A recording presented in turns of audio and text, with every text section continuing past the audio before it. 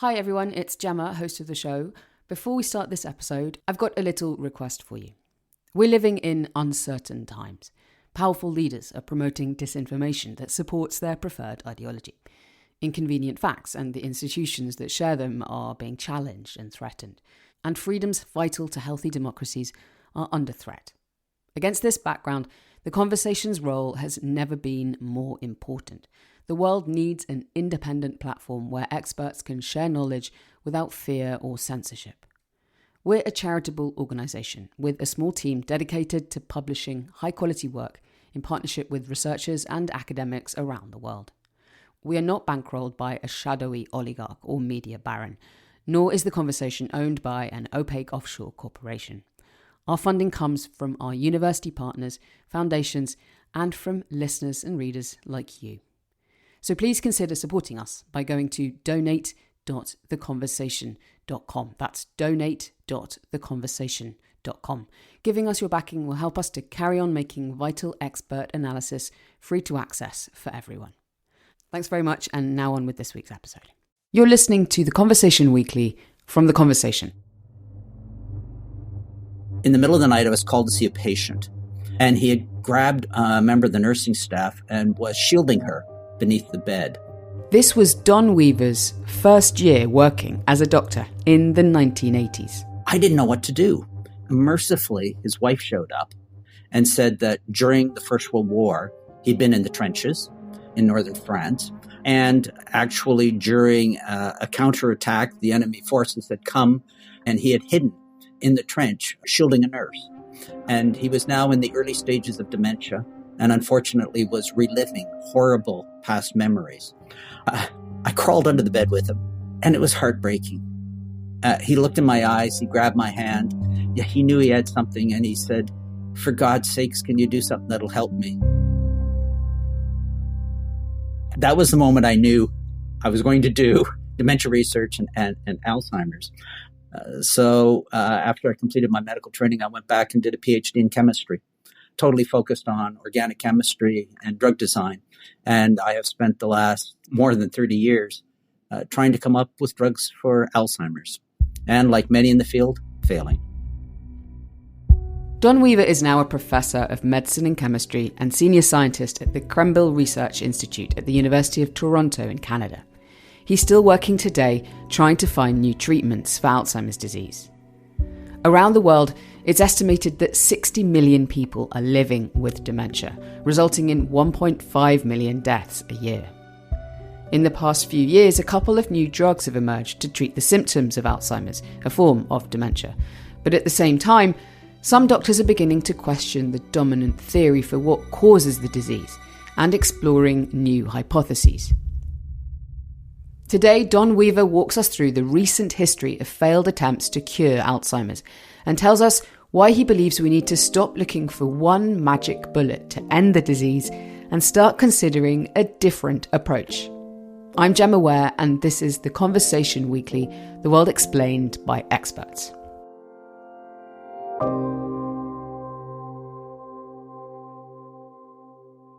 Don, welcome to The Conversation Weekly. It's great to have you on the show. Welcome. Thank you. It's great to be here. So it was back in the 1980s that you had this experience with your patient under the bed, and then it pushed you into going into Alzheimer's research. At that time, what were the prevailing theories around the causes of Alzheimer's? In the 1980s, the prevailing notion of Alzheimer's was something called the cholinergic hypothesis, which stated that there was a deficiency of this chemical called acetylcholine, a neurotransmitter in your brain, and that people with Alzheimer's didn't have enough of this. And the belief was all we had to do is replace this and all would be good. Clearly, that was not the solution, but that was the prevailing belief, the cholinergic hypothesis, which was in the 1980s and into the 1990s. So did you do research around that theory then when you began? Yes. I've always been one to try to follow, what's current, what the prevailing theories are. And so, initially we started off wondering on how we could try to drive up brain levels of acetylcholine. We were just getting started, and many people were substantially ahead of us at that time. And so when the 1990s came along and people began to transition to the next theory, the amyloid hypothesis, we were an early adopter of the amyloid hypothesis. Okay, so this theory about amyloid, can you tell us about how that theory emerged and broadly what it says about how Alzheimer's might be caused? Certainly. The amyloid hypothesis emerged from some work done both in the US and in the UK around this small protein called amyloid. The theory is that amyloid is bad. It's not supposed to be in your brain. And when it's in your brain, it starts to be toxic. As a peptide, it adopts an unusual shape. We call that misfolding. And when it misfolds, this enables it to aggregate, to stack one upon each other, to form clumps. And these clumps kill brain cells. And when you kill the brain cells, they quit producing acetylcholine. So this was basically a logical extension of the cholinergic hypothesis, but they tried to determine why you weren't producing it. So amyloid, bad, not supposed to produce it. You produce it, it clumps kill neurons. Neurons quit producing acetylcholine. This was the amyloid hypothesis, and it has prevailed until the present time with some fine additions to it. As those theories began to kind of solidify in the 90s, what did you do in your research to try and find a solution? In the 1990s, we focused on trying to come up with what are called small molecule therapeutics, so drug molecules, which would bind to beta-amyloid and prevent it from clumping. The way that I typically described it is if you are piling logs on top of each other. I'm Canadian, so that's a very good Canadian analogy here. It's like putting a bump on one of the logs so that the logs can no longer lie on each other. The log is beta-amyloid, and we are putting this thing on it so that other amyloids can't come. They can't sit on it. We can't form clumps. We end the toxicity. And so we and many others were working on molecules that were designed to prevent beta-amyloid from clumping. And one of these drugs that you worked on was called tramiprosate, is that right? Yes, it was called tramiprosate. I was one of the three people who found it, invented it, and patented it, etc. And that was pretty exciting for the late 1990s because we had a small molecule that was able to bind to beta-amyloid and forget it from clumping. So we actually took it to a phase 3 human trial, and unfortunately, it was unsuccessful. When you say it was unsuccessful, I guess the end goal of any drug for Alzheimer's is slowing the progression of the disease, curing the disease. Yes. Why was it unsuccessful? We didn't quite have the same degree of brain imaging and things that are available now, 25 years later. We were mainly focused on behavioral measurements, the ability of people to remember things, to do mental arithmetic, tests such as these. And you follow them over the course of time. It's normal in Alzheimer's disease for people to deteriorate. And we were hoping that we would prevent that deterioration. But as said, regrettably, people, whether they were on placebo or on our agent, continued to progress, and the trial was unsuccessful. So when that happened, what did you think? Because you felt that you'd reached a hypothesis about how you could stop amyloids from attacking brain cells, but then when you found that solution, it didn't work. So where did you go from there? You look in the mirror and you go, I've just spent 7 years making this molecule and it failed. Why? The first notion that comes to mind is that we're too late in the process. Alzheimer's disease probably started, my goodness, 20 years before the first symptom. This protein has been clumping for 20 years. Are we just too late in the game? Are we closing the barn door long after the horse has left? And that was our initial worry. And it still is. In the area of Alzheimer's, you go, should we be treating people long before they're symptomatic? But then we'd have to have a way of diagnosing them. And, I think that was a possibility. Another possibility is this drug was not great at getting in the brain. It got in the brain, but not in huge amounts. So there were a lot of things that we used to make ourselves feel better about our failure. Did you still, though, at that point, kind of hold on to the amyloid theory? In the back of my head, I was starting to have doubts because we did have a molecule that did what it was supposed to do, And if the theory was bang on right, then you think we would have seen something. And we're not the only people making molecules. There were lots and lots of people addressing the amyloid hypothesis by a wide variety of different approaches. There were people trying to turn off the synthesis of amyloid in the brain. And they too were developing molecules, and they too were failing. And so, this started to cast a bit of a shadow on the brightness that had previously shone on the amyloid hypothesis. We weren't the only ones having second thoughts. It was starting to gather, as a bit of a movement that maybe the amyloid hypothesis isn't 100% correct. And that's a controversy which continues to the present day. There are still people who are, strongly supportive of the amyloid hypothesis and people who are passionately opposed. Sticking just with the amyloid hypothesis for now and where it's got to today, yes, there are a number of drugs that have been developed over the past few years. Lecanemab and donanemab, yes. Right, and there was also aducanumab, which yes. Was withdrawn by the drug company who made it after some controversy over its approval, some severe side effects that emerged, and questions over its efficacy. It didn't work, yes. Those drugs are giving promise now to people and families of people with Alzheimer's. Yes. What are your views on those developments that have happened just recently in the past few years? The two therapeutic agents now are lecanemab and donanemab.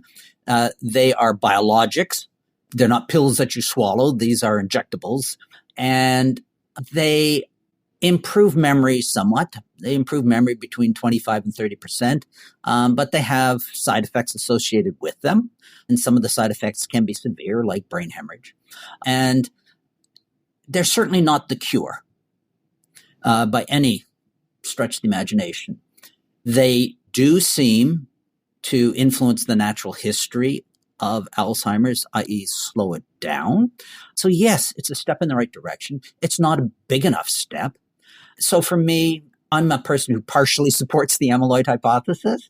I look at this and go, it indicates that there's something there. It's not the whole story, but it's part of the story. And I don't think we should be throwing amyloid out, but I think that we should be broadening our thoughts and looking at this from a more comprehensive perspective. Let's do that. Let's broaden it out. And can you tell me then what some of the other theories about the causes of Alzheimer's that have emerged in the last couple of years or even longer? Because I know some of these people have been working on these theories in kind of small labs and they're only now getting a bit more traction. So run me through some of the top contenders. Certainly. If we go beyond the amyloid hypothesis or the protein misfolding hypothesis, the other ones which are emerging, I would say the first one is neuroinflammation. I don't like to use the expression arthritis of the brain, but some people do. But it's an inflammatory state in the brain that is causing destruction to neurons, and that's what's causing the disease. And of course, since it's neuroinflammation, it is mediated by the immune system. Beyond that, we have people who believe it's a membrane disorder, so that neuronal membranes, the brain cell membranes, are uniquely susceptible to something, and that's what's causing it. That it is a disorder of synapses, the regions whereby neurons talk one to another. That is a problem with mitochondria, the little energy unit that's contained within each brain cell that lets them function and do what they're supposed to do. There's another one, isn't there, about infection in the brain, whether that's caused by bacteria or even from a virus like herpes virus? Yes, certainly. There are people who are searching for the agent which causes it. I mean, if you look at a disease like syphilis, where many years after the person first became exposed to syphilis, they can develop syphilitic brain changes. And so there certainly is precedence for infections, be they viral or bacterial, leaving their fingerprints on the brain. And so there are a whole lot of different approaches which are being used to try to come up with alternative approaches to Alzheimer's disease. And I think that these are, the theories which are definitely leading the way. Each one has passionate supporters. And each one has detractors. And I think that's healthy for the field. So do you subscribe to any of these particular theories now, or are you at least trying to investigate any of these theories now? Yes. I think, personally, that there's something to be said for all of these theories. And what I've been looking for the last decade is a model of Alzheimer's disease that tries to incorporate as many of these as possible. So we have put out our own theory where we think of Alzheimer's disease as primarily an immunological disorder. And so how I think of Alzheimer's, and I'll point out this is my own personal view. There are people who think this is an interesting idea, and other people, of course, who think it's incorrect. I think of beta amyloid as physiological, not pathological. And by that, when we were talking earlier, I said, amyloid bad, not supposed to be there. Now I rephrase it as amyloid's supposed to be there. It plays a role in our brain. And unfortunately, it goes rogue after a while. What role does it play in the brain? It's antimicrobial. So it means it's antibacterial, it's antiviral. We call it an antimicrobial peptide. What we hypothesize is that beta amyloid is released as part of your immune system. It goes out in search of bacteria and viruses, but unfortunately, it mistakes neurons for bacteria. And this is where people go, oh, come on, Don. This doesn't make sense. Neurons are not comparable to bacteria. Mm-hmm. And they are. If you look at a whole bunch of bacteria, called a film, a bacterial film, mm-hmm. the bacteria are talking to each other. The bacteria on the edge of the film are communicating with other bacteria in the group. They're not all working in isolation. They talk to each other. And do you know what? They use acetylcholine as the messenger molecule where bacteria talk to each other. The same as a neuron would. And the same as a neuron would. So lots of the proteins, the molecular machinery that lets cells talk one to another in bacteria have been adopted by neurons. And so a lot of the structural properties in the synapses, in the parts of the neurons that enable communication, are very similar to bacteria. And so beta amyloid's out there flying around looking for bacteria to kill. It looks down, and from its bombing perspective, as it looks down and sees a neuron, what it sees is a lot of proteins, a lot of structures that look like a bacteria, so it goes to work. And so we are suggesting that beta amyloid is great for you in your 20s, 30s, and 40s. And unfortunately, over the course of time, this is what enables it to grow rogue and start killing neurons. From an evolutionary point of view, this is not bad. I mean, you are most valuable during your reproductive years. Having your brain protected during your reproductive years is a good thing. If it turns on you when you're in your post-reproductive years, that may not be such a bad thing. The other issue here which arises is as the beta amyloid starts killing off brain cells, these brain cells literally break into pieces. These pieces diffuse to healthy neurons and trigger them to produce more beta amyloid. And so that is why this becomes a chronic, progressive disorder, which then occurs over the course of many, many years.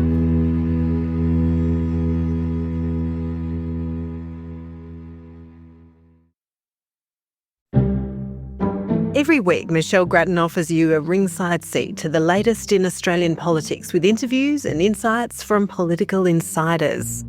On the Conversations Politics with Michelle Grattan podcast, we cut through the spin and get to the substance with independent analysis of the issues that really matter. Stay informed, search and follow Politics with Michelle Grattan wherever you get your podcasts. Don Weaver has been explaining to us how Alzheimer's research has progressed over the past few decades and how changing perspectives on the disease are driving new research. He told me that one thing that's informed these new perspectives is a growing understanding of the risk factors for Alzheimer's. So in 2024 in Lancet Neurology, they put out the risk factors that one can try to avoid to prevent getting Alzheimer's disease. And, if you look at these risk factors, dental infections have been implicated. But, if you go through and you look and you go, all right, exposure to air pollution, repetitive head trauma, the largest segment of repetitive head trauma in our society is not sports, it's domestic violence. 17% of women are in relationships in which they get hit in the head, often repeatedly. You go, Come on, how's that related? It is. Because if we think of beta amyloid as being part of the immune system, if you take somebody and they have head trauma and they get hit in the head a number of times, under normal circumstances, your brain starts producing antimicrobial peptides to protect itself. It starts spitting out immune peptides in an attempt to deal with, be it air pollution, be it a head trauma, whatever. And so this actually starts to bring all these very diverse and seemingly unrelated risk factors, and it ties them up into a nice little package with a bow on it, saying neuroinflammation and neuroimmune things all unite all these very different risk factors, and I can tie it all together. So then how do you attempt to use this theory to come up with a treatment or even a cure? Glad you asked that question. The immune system is one of the most highly regulated systems we have in the body. We have pro-inflammatory and we have anti-inflammatory processes constantly happening in our body. We get an infection, you get a sore throat, whatever, you get inflamed as the immune system does its bit, but other times it has to be turned off. What we're trying to do is find the chemical normally occurring in the brain, which dampens down inflammation in the brain. And so we identified approximately 1,300 small molecules in the brain. We screened all 1,300 compounds against a wide variety of biological assays, and we identified tryptophan metabolites. So tryptophan is an amino acid that's normally in your brain, and it gets broken down. We identified the breakdown products called the metabolites of tryptophan as having the ability to downregulate that inflammation in the brain that I was referring to. So in our lab, what we're currently doing is trying to work on ways of making drugs that will manipulate tryptophan metabolism in the brain so that we can command and take over how we regulate the brain's immune system to try to deal with this. And then I guess eventually you would say, well, how do you get that into the brain? Because as you were saying before, it's difficult to make that happen. But you see, it's a small molecule. So the donanemab and lecanemab, they're great big things called biologics. They're antibodies. It's like trying to drive a bus across the blood-brain barrier, getting them in. Small molecules, we can design them, we can engineer them to get in the brain. So we're also passionate about small molecules because Alzheimer's is a global disease. It needs a global solution. You know, a biologic that costs $50,000 a year is not a global solution. Small molecules have a shot.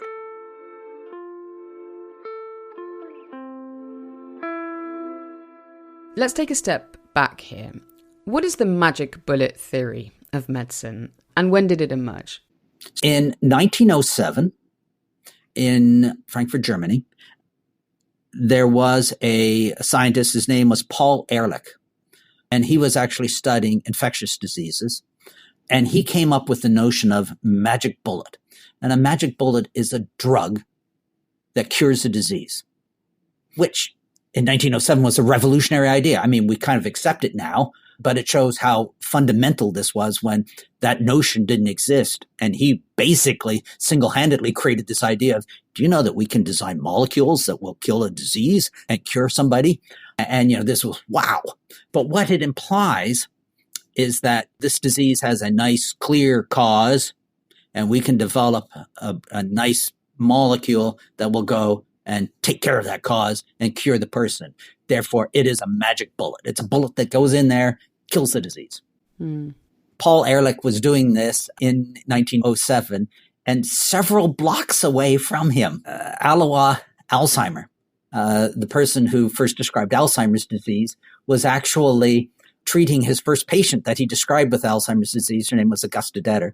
These two people were working literally blocks from each other in the same city. There's no evidence that they knew each other. And certainly Ehrlich was working on magic bullets for infectious disease. And Alzheimer's was trying to sort out this new type of dementia that they were seeing. Did you used to subscribe to the magic bullet approach to Alzheimer's disease, that there could be a drug that could cure it? Yes. You know, to work in the area of Alzheimer's, you have to resign yourself to failure every day.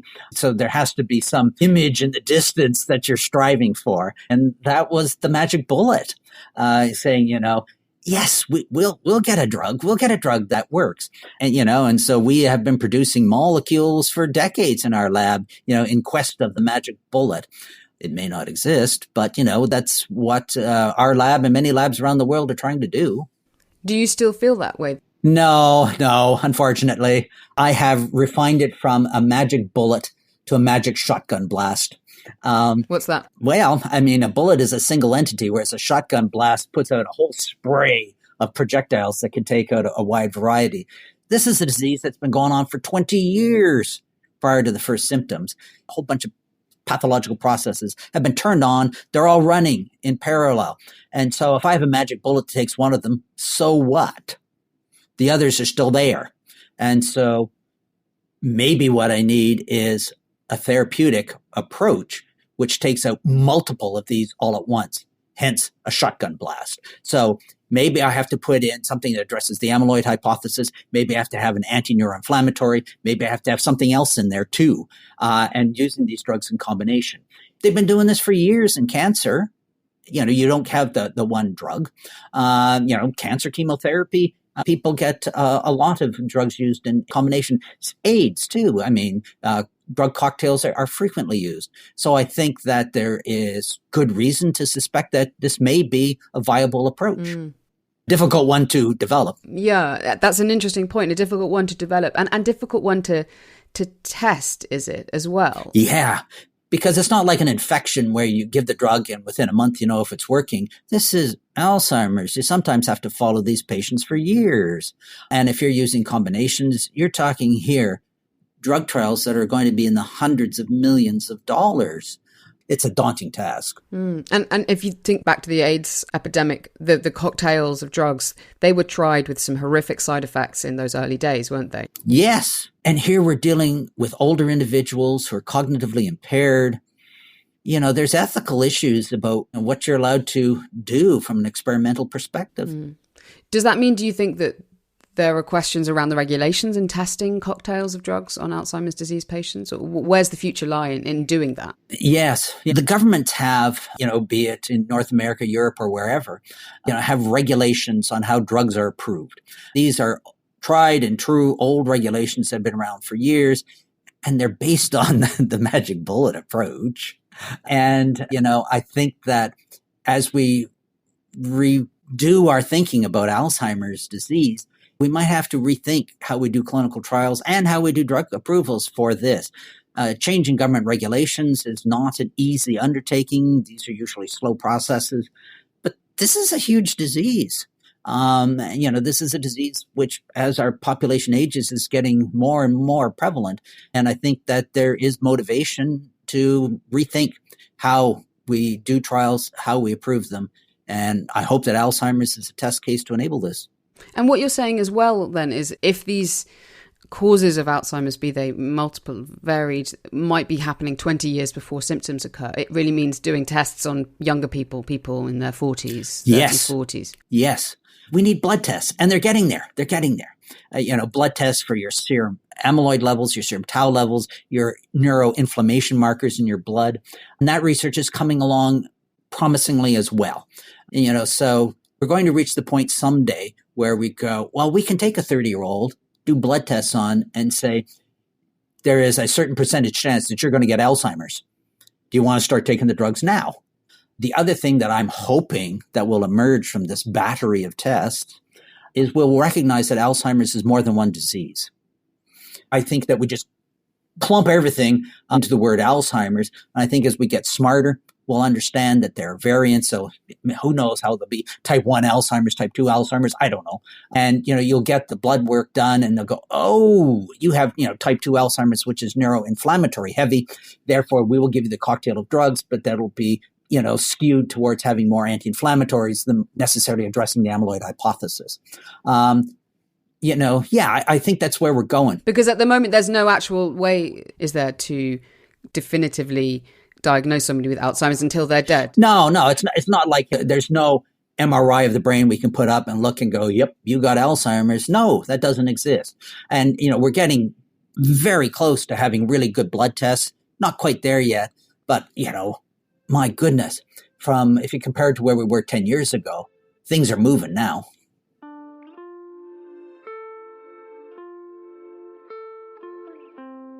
When you look back on your career, what do you hope other scientists will learn from your experience? We always credit Sir Isaac Newton with, if I have seen further, it is by standing on the shoulders of those who have gone before me. My God, I hope that I am a good pair of shoulders. I sincerely hope that I'm motivating people to think differently about this disease.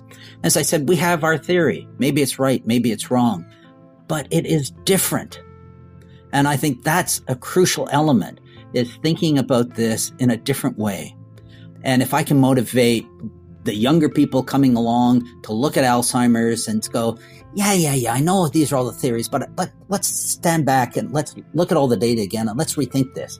And if that leads to new approaches and better therapies, then that has been worthwhile. As I said, I hope that my shoulders have provided them something to stand upon while they've done this. Do you think then that it will be the next generation from you who will find a cure, or are we even further away from that for Alzheimer's?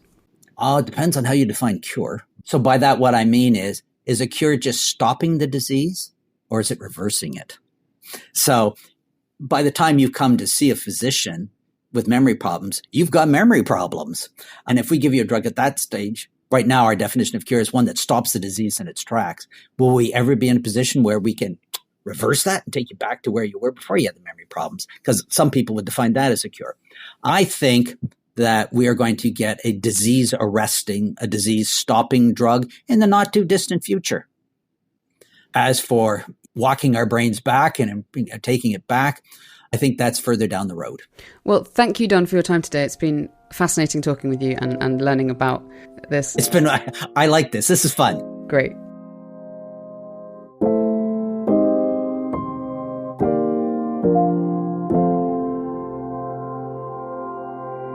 That's it for this week. We'll put some links to recent articles on The Conversation about Alzheimer's disease, including a couple by Don Weaver. This episode was written and produced by Katie Flood, with production assistance from Mend Marawani and sound design and mixing by Eloise Stevens. Our theme music is by Nita Saul, and I'm Gemma Ware, the executive producer. If you'd like to get in touch with the show, you can email us at podcast@theconversation.com, and we would really love to hear from you. You can sign up for The Conversation's free daily newsletter too by clicking on the link in our show notes. The Conversation is a non-profit news outlet dedicated to sharing the work of academic experts with a wider audience. If you like what we do, please support us at donate.theconversation.com, and please rate and review the podcast wherever you follow us. Thanks very much for listening.